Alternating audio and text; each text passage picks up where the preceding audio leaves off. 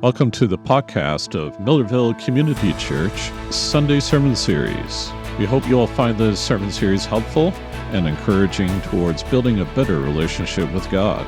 You can help us and others by recommending this and other sermon series from FCC to your friends and family.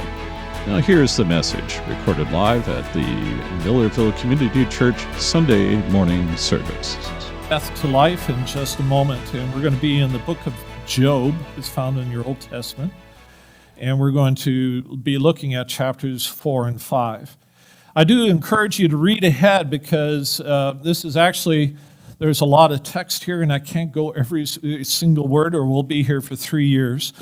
So just on Job, and so I'm going to be highlighting sections of this, of Job, chapters 4 and 5 as we go through this. We are definitely on a journey together, you and I, as we go through Job, and we're on a journey together to understand what grief is, the purpose of pain in our lives. And Job is an incredibly brave and ancient book that takes this on while others have shrunk away from it. And it's sharing with us amazing truths that we'll discover as we take our time to dwell in it. It asks the difficult questions, and Job offers even more startling revelations that most of us miss as we get into it. And we're going to discover, as we look at this great question of life, that God has a plan. Last time we talked about stages of grief. We talked about the effects of grief in our life. And today, looking at Job 4 and 5, I want to take up the topic of guilt. Has anyone ever felt guilty at any point in their life? If you have, confess now, raise your hand. The rest of you are hard-hearted. Okay. My goodness, no guilt at all. I would have to say, by observation in our society and our culture, the way we're behaving, I think guilt's on the decline, and it's not to our benefit. Would you agree? People are doing things that they should not do. They should know better. You ever say that? You know, why did they wear that to Walmart? They should have known better than that. What were they thinking? You ever say these words? You know, maybe even about your children or your spouse. But we've gone to a whole other level in terms of what they would call shameless. And there's just where were the boundaries? They're all gone anymore. Guilt does play a role, and we're going to pick that up. But guilt is also a two-edged sword. It can harm you, and it can harm others. There can be an exaggerated place of guilt. So where do we find just completely rejecting guilt and becoming shameless and therefore destructive, or overly committed to guilt and developing false guilt in this two-edged sword that harms us and other people? That's what we're going to be looking at today. The feeling of guilt, when it's turned inward, we can start blaming ourselves for events and situations that cause others harms. And if we don't want to turn the guilt inward, we turn it outward as a weapon, trying to blame someone, trying to put the responsibility on somebody else, and then make them responsible for our situation or what we're going through. Every human being has known both sides of that guilt. And each in turn, if it's dwelt upon too long in our lives, produces harm in our lives. That's not to say that guilt doesn't have a positive side, and we're also going to explore that today. And God intends to use it as a correction, but not to our destruction. We need to be careful how we react in what we call all guilt bad. It's not. There's that trend in our society to say if you have feelings of guilt, you shouldn't have those, and you should just check out all the old mores and not feel guilty anymore. And by so doing, we reject any moral compass in our life, and we are truly lost. Yet we're not to live a life of regret. We're not to beat up others and to shame them. Pain, grief, and guilt have a purpose in God's creation when used correctly. But these often become distorted, and you've known it. And here's part of the revelation we're going to discover today in Job 4 and 5. It gets distorted by spiritual forces.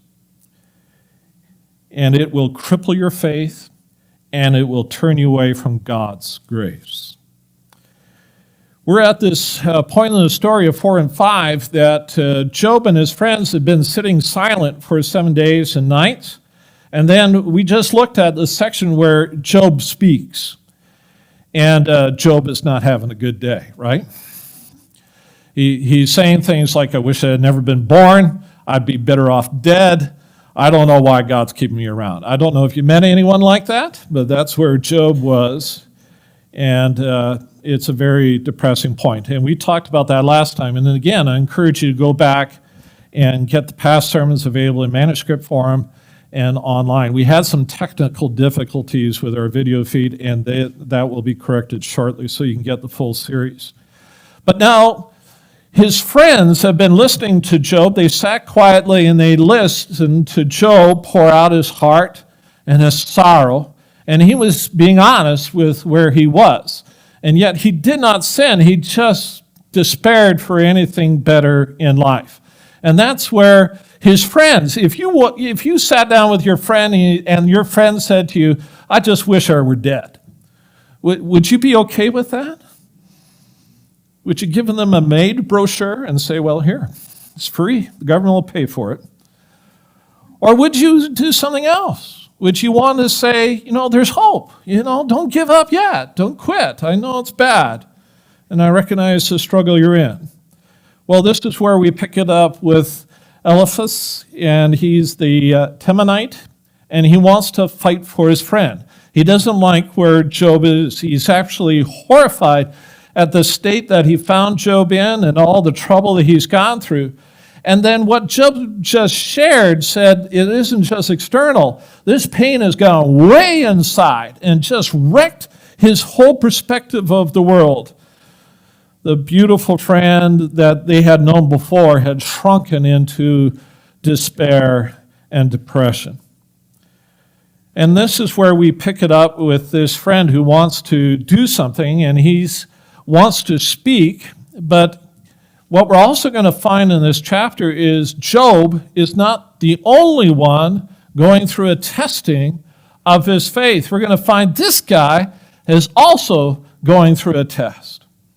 When you go and you try to help someone, don't think it's just going to be easy. You too are going to be tested by that effort to help another person. And for some of us, that's some of the biggest challenges to our faith we have ever had. Grief often prevents us from thinking clearly. Do you know what I'm talking about? You entertain thoughts that you would never have entertained before when you go through grief. And we often aren't thinking very clearly. We're often tempted to wrong conclusions. And I want you to know, Job isn't the only one grieving here. His friends are grieving for Job too. And grief is a shared community experience. And if you really care for someone and they're going through a very difficult time, you grieve for them as well. Now, your grief is different than the other side, the person who is suffering. I've been a pastor for a long time. And I know that when I go to the hospital, the person in the bed is grieving. But what you also have to recognize is the people gathered around the bed are also grieving. They're in pain too. And in fact, I've often found their grief can be more profound than the person in the bed. Because they're going to have to live with the consequences. Maybe that person wants to die and they die, but you're around. You're left with this void in your life. And this is where this friend of Job stands. We're going to look at what he's about to say. We're going to look at some wrong conclusions that he draws. We're going to look at an evil force in this world that comes whispering to him and the extreme destructive thoughts it brings. We dare not agree with these destructive thoughts when they come, and we dare not pass them along as advice to others. So let's consider the struggle of Eliphaz. Rather than read the whole chapter, I'm going to start with Job chapter 4. I'm going to focus on two key verses to begin with, verses 7 and 8. And there are 4 or 5, rather than read the whole chapter, we're going to do this throughout, a few summary points to highlight a couple of key aspects of this chapter. So here they are, 7 and 8. And this is Eliphaz speaking now. He says, "Consider now, who being innocent has ever perished? Where were the upright ever destroyed? As I have observed, those who plow evil and those who sow trouble reap it." Now, this man, like many of you and myself, he believes in justice. He really believes the world is a just world, and he's fully committed to that concept. He strongly believes that God is a just God. He believes that. Do you believe that God is a just God? Almost everyone, except the very most damaged of us, believe this to be true. I know this for a fact because that is how most of us live each and every day of our life. But in the belief that God is just. We believe that if we exercise, we'll get slimmer and stronger. I'm still waiting for that to happen.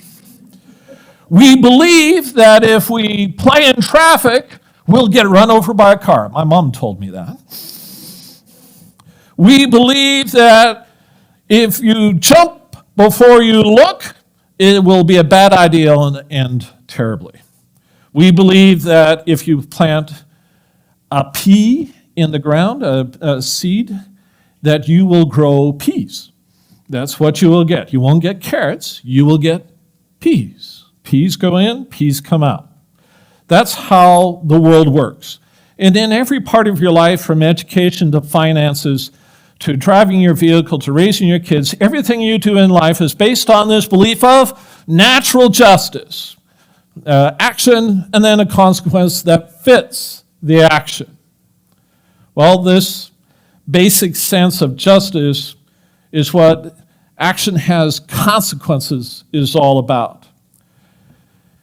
Now, this friend Eliphaz says it this way: those who plow evil and those who sow trouble will reap it. And this echoes in the New Testament. In Galatians chapter 6, verse 7 says, "Do not be deceived. God cannot be mocked. A man reaps what he sows." So we get that idea of justice. Now, using this logic, our friend here reverses it and backwards engineers the answer to the question, why? And he thinks through this logic, and the logic looks like this. You reap what you sow. If you get in trouble, you must have done something to have caused the trouble. Therefore, you have trouble. Therefore, you did something bad to bring about in your life. That's his conclusion. That's his brilliant idea of justice. Most of us think this way. And indeed, most of humanity has thought this way since the very first day out of the Garden of Eden. This was what we call natural justice. People get what they deserve. There is some simple logic to this, but the world is not simple. Because the effect and the dynamic is a farmer planting a crop in the field and farmers harvesting. If you've ever been a farmer, you know the difference between planting and harvesting. There is a whole lot going on in between. You know, they think pastors only work on Sunday when you get up here. Farmers only work in spring when they plant. They sit down and have a cup of coffee and wait for things to grow, right? Or is there a whole lot of other things going between the planting and the harvesting? Are there things that can go totally wrong? Is there a whole lot of praying going on?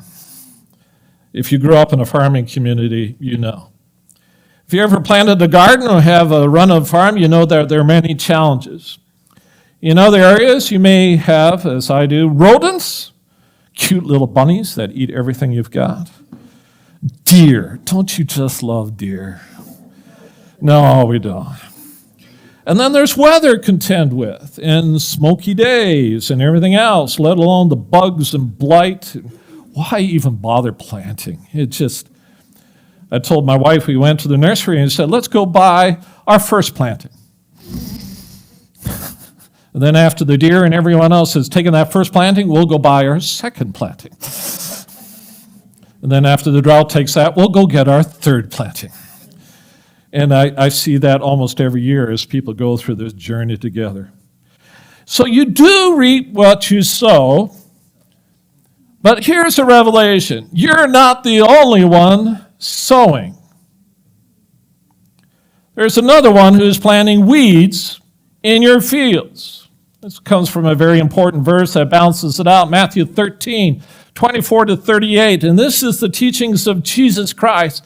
Jesus Christ warns us about our simplistic natural justice thinking in this passage. Jesus told them another parable in verse 24. The kingdom of heaven is like a man who sowed good seed in his field. He's going to get a good crop, good seed. Makes sense, right? Hallelujah. But while everyone was sleeping, his enemy came and sowed weeds among the wheat. Well, that's worse than deer. And then he went away. And when the wheat sprouted and formed its heads, then the weeds also appeared. The owner's servants came to him and said, Sir, didn't you sow good seed in your field? And where did the weeds come from? And the farmer said, an enemy did this. You do reap what you sow. You are not the only one sowing. So Eliphaz was right, but he wasn't paying attention to this second great truth that Jesus teaches us. There are weeds that come. This is where he went wrong in his thinking, that there was a single acting agent, the man who planted good seed without the weeds. And there are not, in his mind, other agents in this world who intend you harm, that are your enemy. The great revelation of the book of Job is to wake up and to realize a very real reality that we have gotten in periods of time when we're under God's protection. We have forgotten that there is one who intends us harm. In good times, we think it's just us and God, and there's no other agents. It's just heaven on earth. And when things are good, we take credit for things being good because we think we're smart and intelligent and we made all the right choices. And then when things go wrong, guilt sets in and we blame ourselves, or we turn it outward and we blame God. And we don't recognize the other agent that is sowing seeds. There is an unnatural injustice in this world. There is a force, and it twists, it deforms, it cripples, it defiles, it corrupts, it infects, and it kills.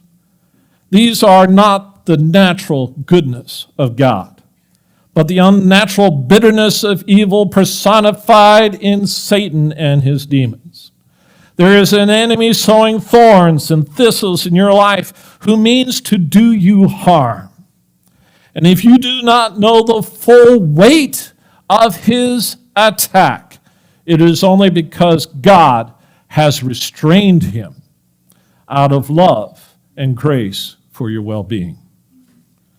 Not only does Eliphaz ignore this agent in his simplicity, as many of us are doing, he has this ignorance of this agent, and that leads him to make a wrong conclusion, an observation that is very biased, where he says these words, "Consider now who, being innocent, has ever perished."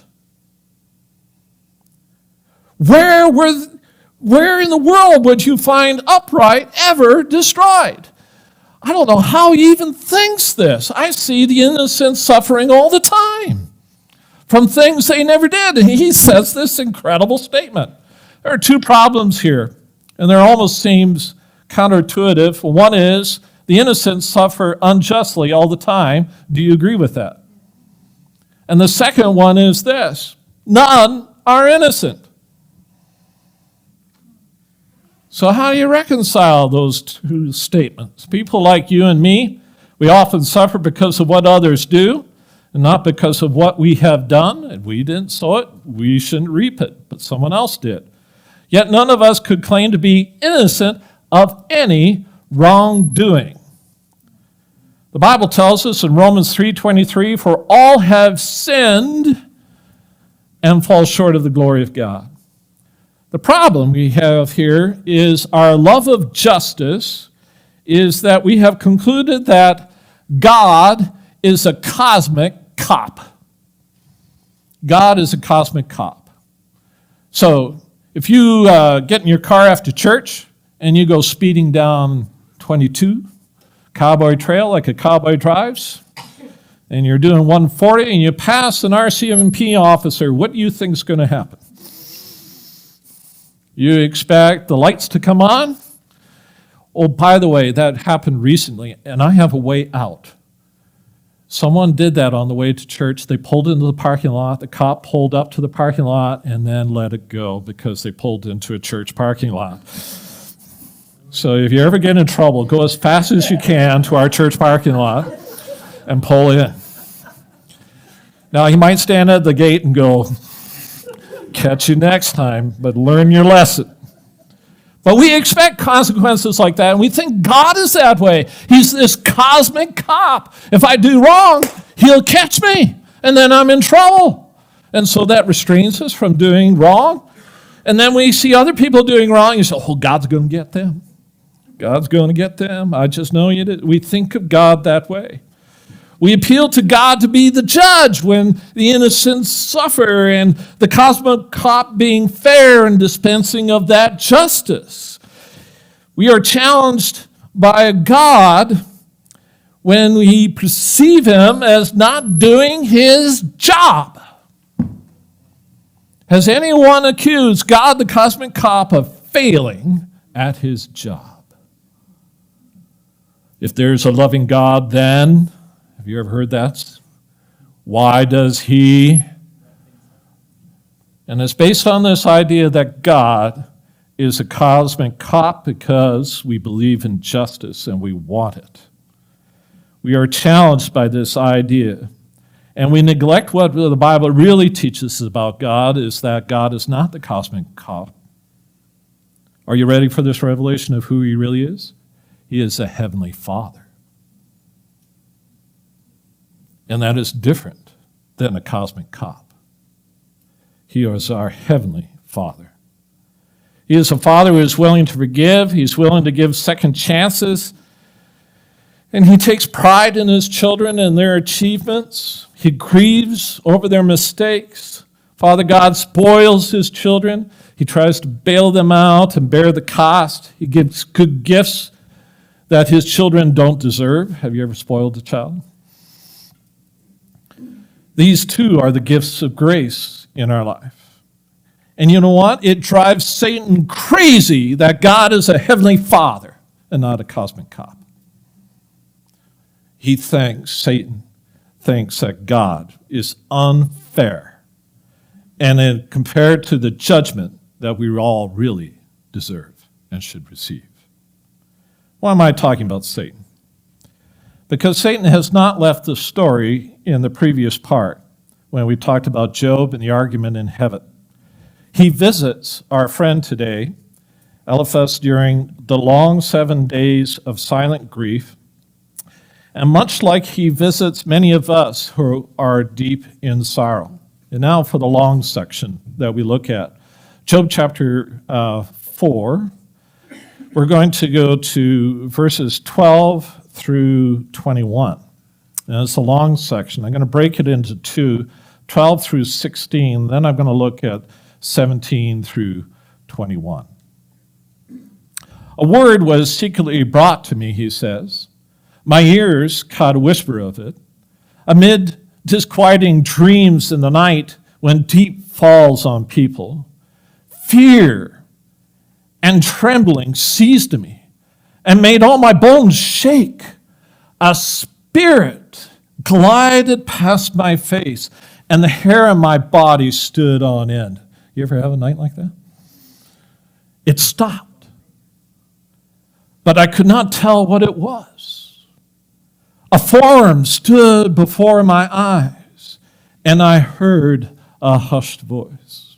Now, if this was a Hollywood movie and we painted this scene, what do you think's going on?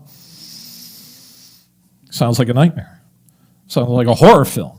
Sounds like a haunting. Call the Ghostbusters. And then the voice says these words. It's a quote, 17 to 21. And by the way, this is really where he goes off the rails. He's sharing this with Job. What's he thinking? Here we go. Can a mortal be more righteous than God?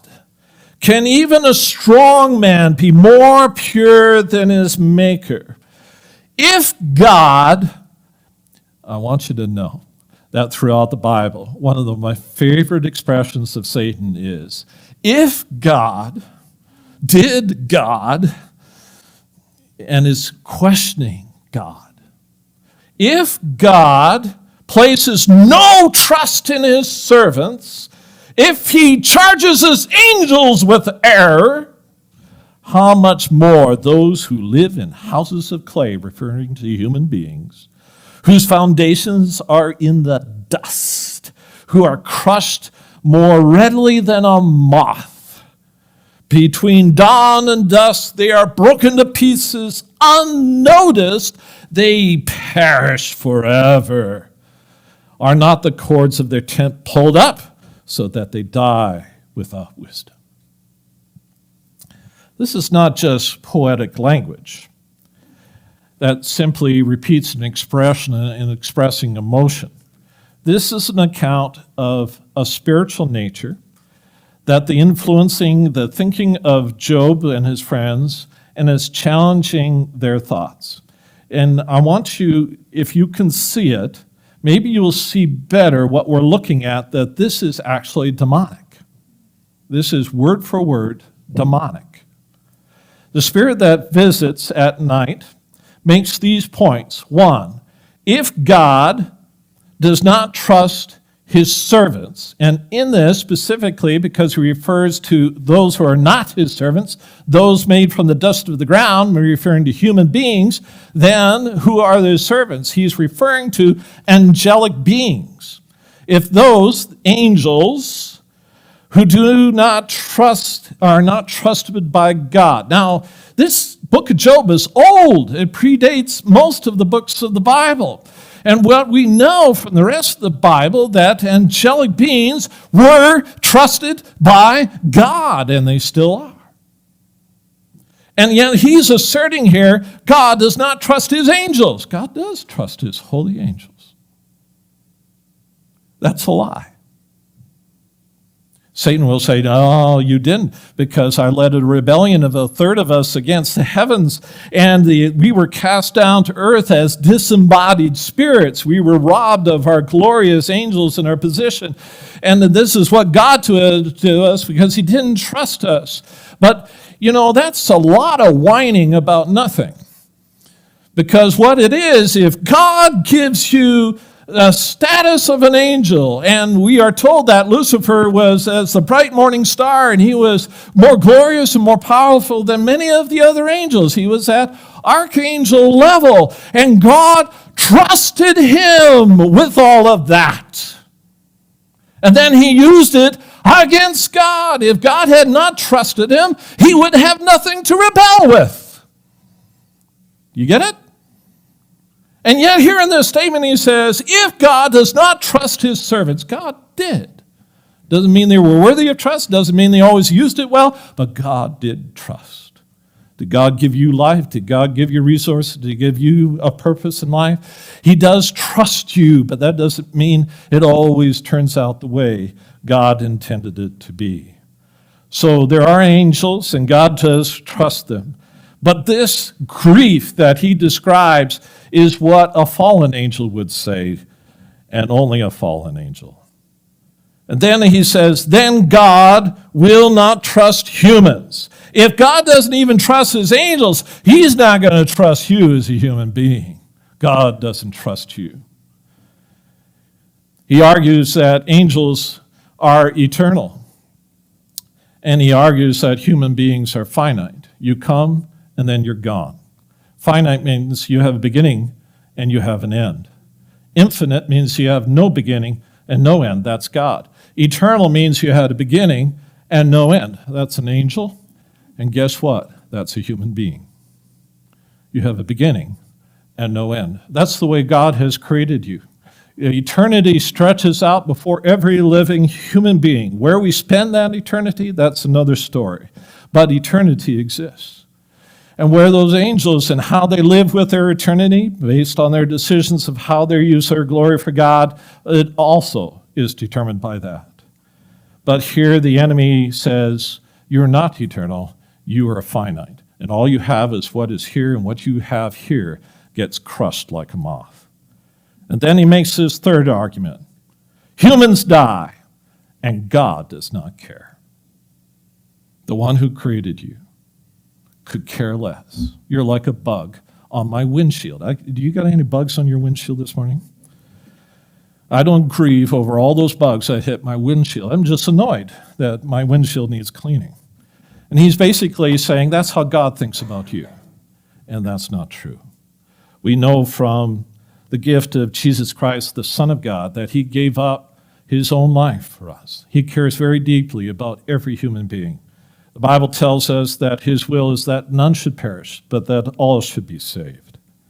So I know just from those observations of what this guy quotes from his visitation at night, this is not an angel, this isn't the Holy Spirit, this is a demonic force trying to convince a very flawed thinking.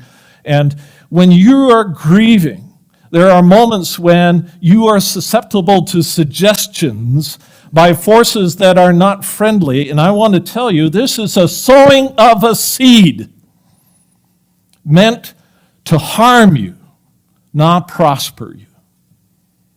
And we have to weed our thoughts so that it does not choke out the faith that we can have in God.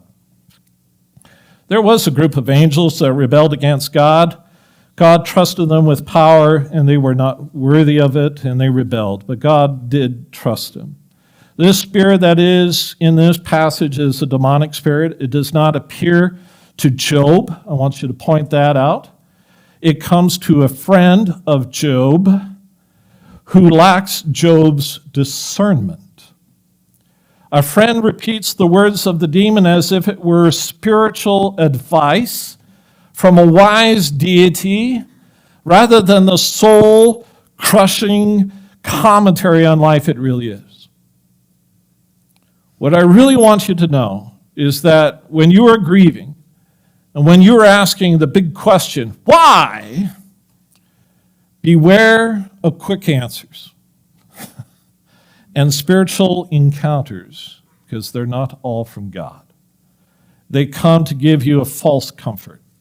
Deceiving spirits come when we grieve, and when we are afraid, and when we are alone in the dark of the night. They will come, your hair will stand on end, and you'll be afraid.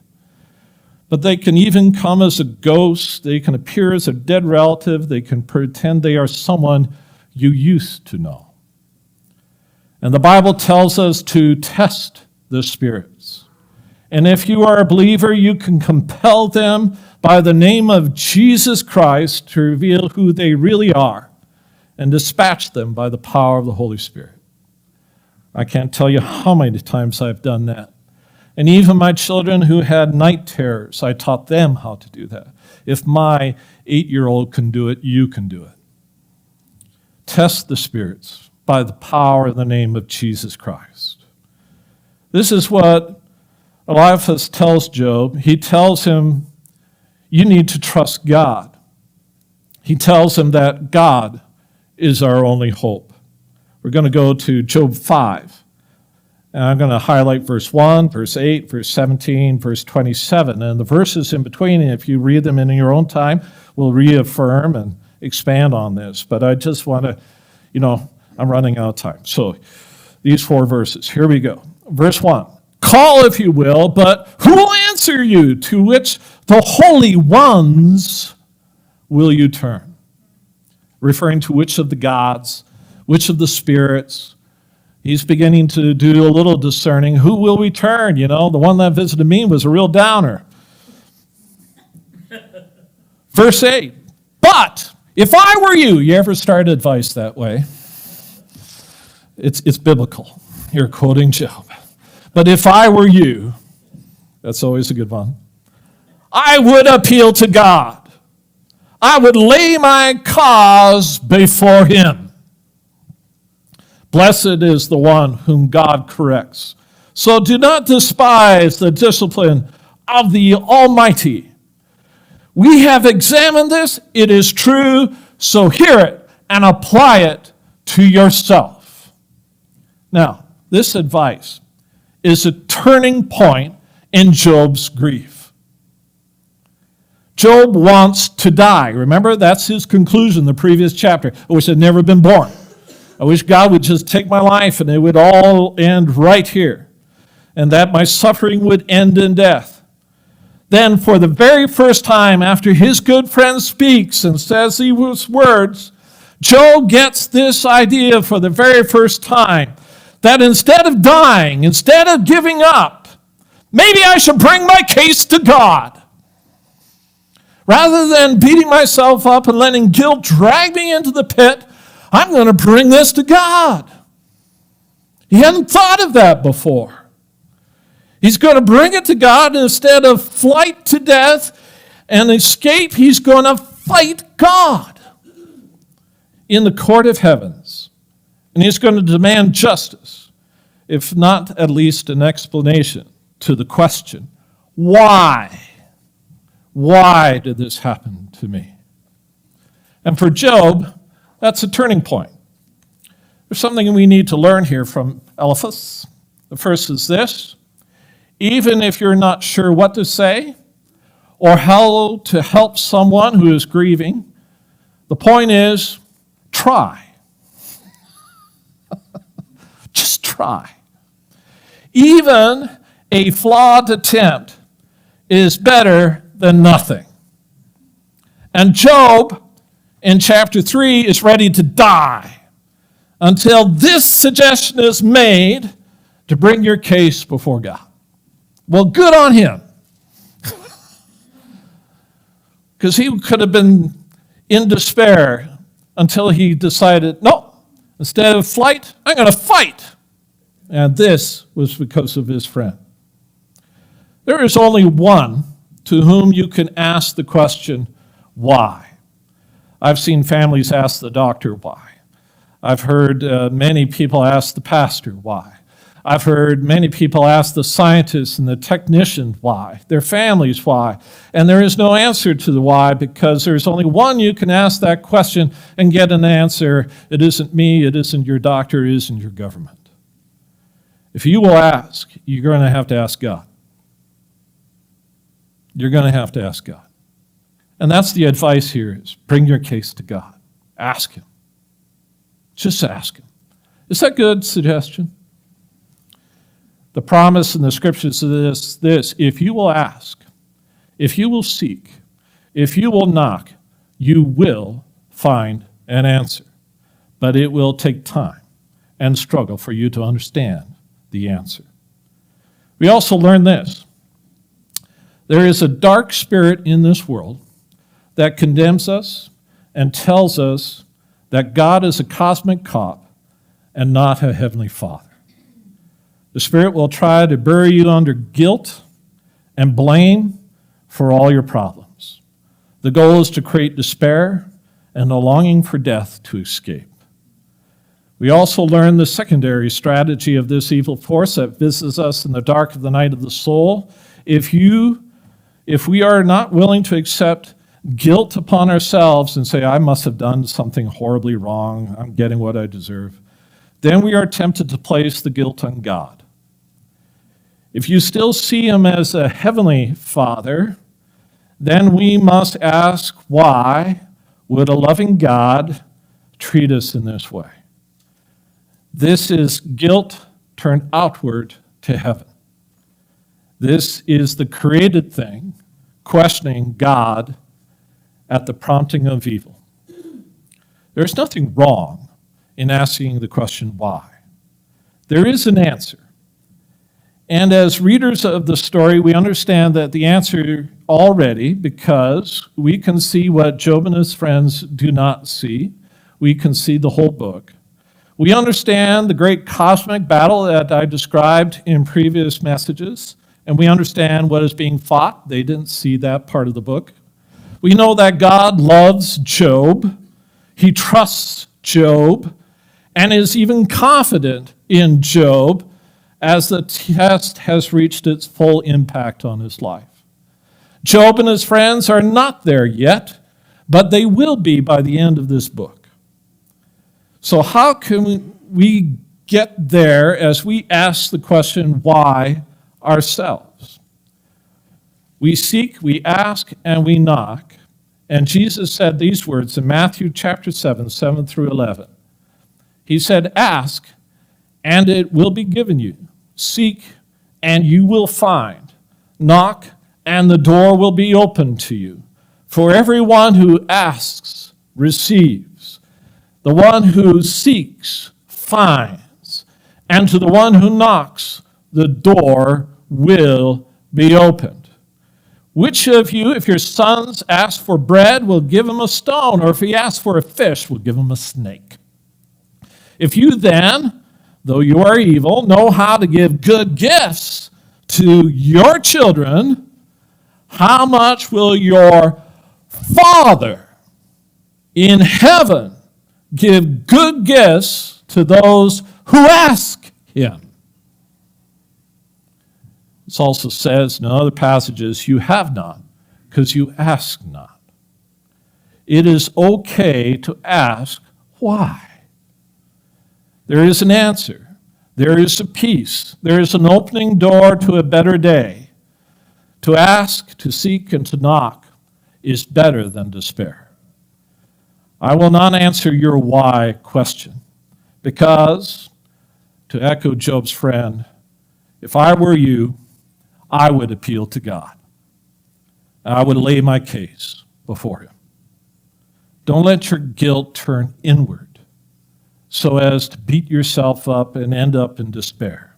Don't let your guilt turn outward to blame and rage. Just ask God why. As a child of a heavenly Father, not as coming to a court, not as a lawyer arguing his case. Come to him as a child and said, Daddy, why is this happening? There is an answer. You just don't know the full story yet.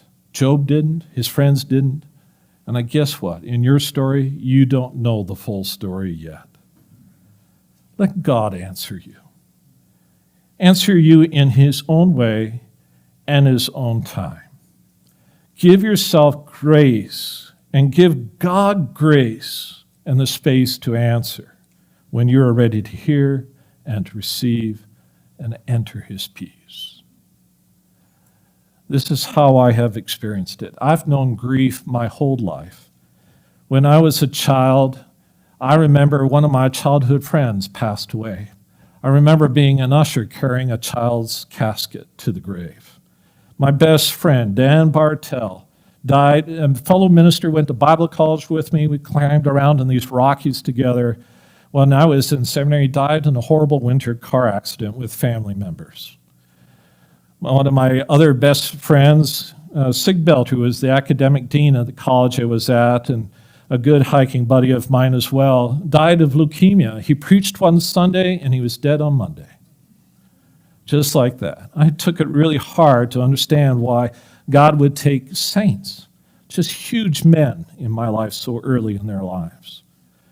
I saw my mother die, my wife have cancer. I have seen terrible things. I have stood beside the graves, and I have hugged the theologians where we had great debates about God's answer to why. But when you're at the graveside, that all goes out the window. All you know is sorrow. you grab each other and you cry. And you ask why. And you should ask why, because on the other side of there is an answer. And each time I've ever asked that question, I get a different answer. I see a different purpose, a different plan. But I also find out that the enemy tells me something that I should never believe.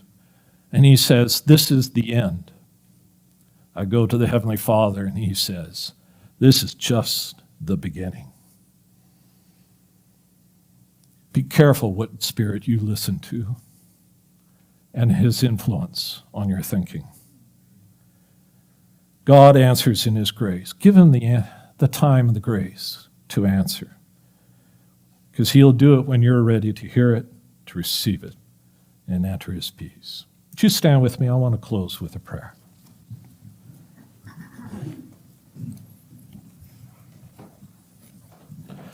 Lord, we thank you for your profound word, that you had these words written down for us thousands and thousands of years ago, so that all of us could be comforted, that we could find hope and peace in our lives, that we could realize that we're in a story and this is not the end.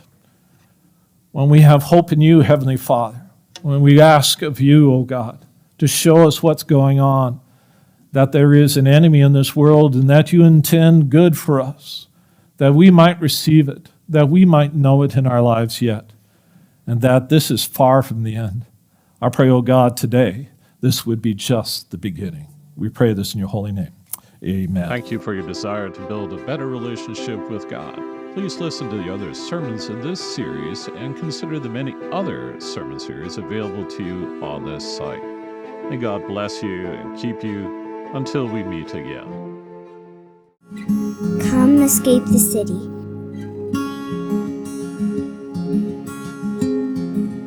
Come to God's country.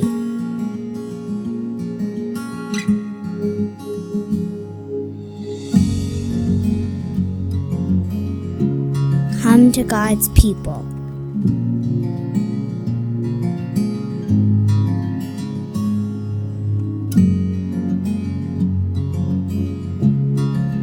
Come to God's Word. Welcome to Millerville Community Church. We're just a short drive away.